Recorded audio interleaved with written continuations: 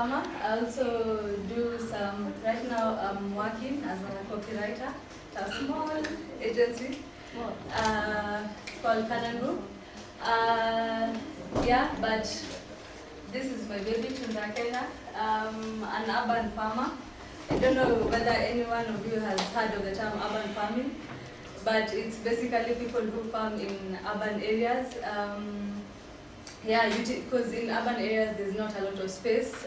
It's basically about utilizing that space and getting the results that you want. So that's Tunda Kenya. And there's also Alama Creative. A friend of mine and I have started Alama Creative. It's communications and yeah, farm, and we're hoping to grow it. We've just started. We've done a few projects.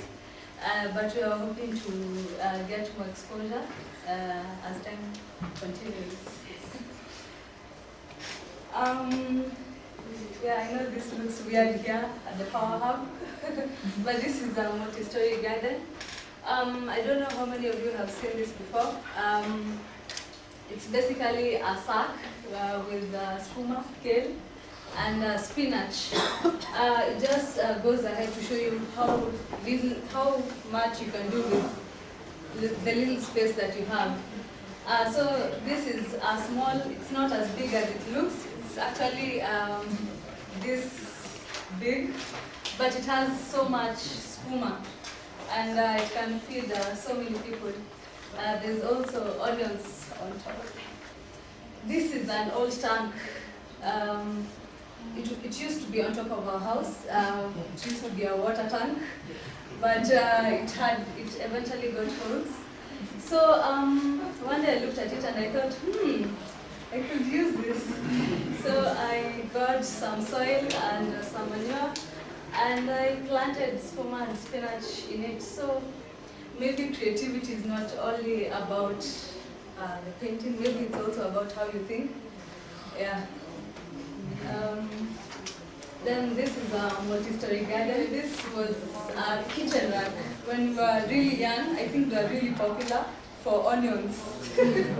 Yeah, but it was thrown away. It's been on top of the stove for a number of years. So I thought maybe I should try growing dania here. Yeah, and it wasn't as bad, but I think they did deeper soil. But it was actually a really good experiment. I enjoyed, I had fun with this. Yeah, and these are the old sufurias. Yeah, so I use them also. Those are also dania. And the biggest thing that got me into farming was strawberries. Okay, first it was herbs. I really got excited about herbs because I like cooking. So I thought, if I had my own herbs, I could have an easy time when I'm cooking. So I got a few. I got thyme, I got basil and mint. Then eventually, as I was going through dillfish, I saw someone selling strawberry seedlings, and I got really, really excited. And I bought 2 seedlings, and I grew them in pots. Then eventually this year, in March, I had a little cash, and I thought, what will I do with this cash? And I thought, maybe I should invest it in farming. And I started doing farming. This is the back of our house. This are 50 plants. The space is not as big as maybe it looks, but it's fitted 50 plants, a couple of passion fruits, and a couple of herbs.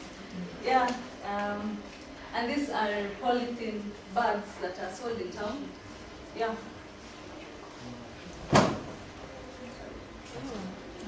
And the thing I liked about strawberry farming is the fact that they actually reproduce themselves. Once you get a plant, one strawberry plant, you can actually get 12 or even 10 plants from that one plant. So I've never bought seedlings again. So the 50, of course, got babies. Yeah, so this is a farm in Kiambu. I had to take them somewhere. So I've also started planting them in bags. I have a few on the ground.